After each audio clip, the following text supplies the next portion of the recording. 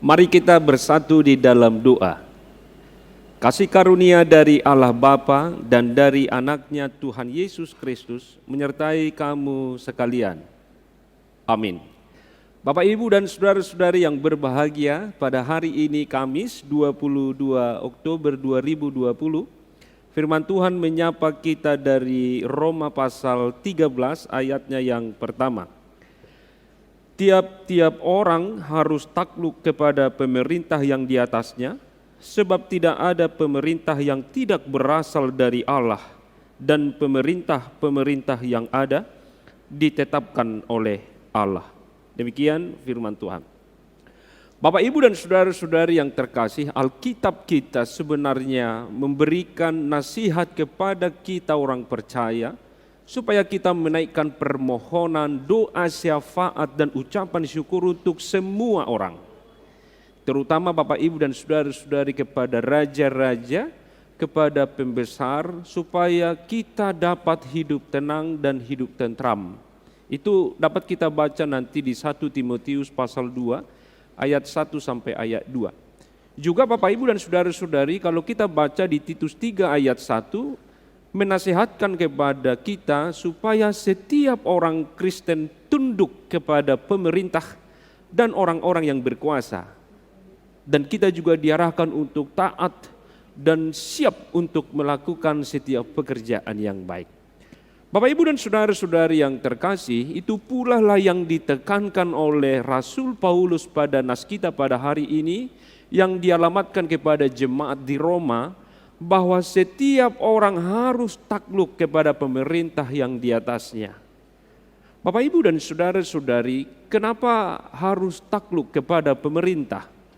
Paulus mengatakan di dalam nas kita ini, karena pemerintah itu berasal dari Allah. Ini yang menjadi poinnya. Ketika kita melihat bahwa pemerintah itu berasal juga dari Allah. Bila pemerintah berasal dari Allah, itu berarti kita percaya bahwa mereka adalah perpanjangan tangan Tuhan untuk memberikan keadilan, kemakmuran, dan keberpihakan kepada rakyat. Bapak, Ibu, dan saudara-saudari yang terkasih, bagi Paulus, pemerintah merupakan alat Allah yang ditunjuk untuk menjaga keamanan dunia ini dari kekacauan, dari perseteruan, dari perang, dan banyak hal. Mereka lah yang mengurus berbagai hal dalam kebutuhan kita dan memainkan perannya yang diberikan Tuhan yang sangat besar dalam kehidupan kita sebagai bangsa dan negara. Nah, Bapak, Ibu, dan saudara-saudari, apakah mereka menyadarinya atau tidak? Yang pasti mereka sedang mengerjakan karya Allah, dan kewajiban kita sebagai anak-anak Tuhan, sebagai orang Kristen adalah membantu mereka dan bukan menghalangi mereka. Dalam rangka itulah Bapak, Ibu, Paulus mengingatkan kita supaya menghormati pemerintah yang ada sekarang ini, sebab mereka juga dipakai oleh Allah menjadi saluran berkat bagi kita semua. Mereka telah ditetapkan Allah untuk melakukan segala yang baik. Mereka ditetapkan Allah sebagai perpanjangan tangannya, dan merekalah juga yang ditetapkan Allah sebagai pemimpin yang berwibawa, yang tentu pemimpin yang takut akan Tuhan. Mari Bapak, Ibu, dan saudara-saudari, kita doakan para pemerintah kita supaya mereka mampu melakukan tugas dan tanggung jawab dengan baik.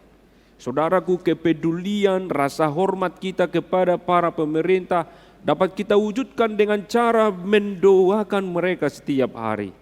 Masa pandemi COVID-19 mengingatkan kita untuk membawa para pemerintah kita ini juga dalam doa-doa kita.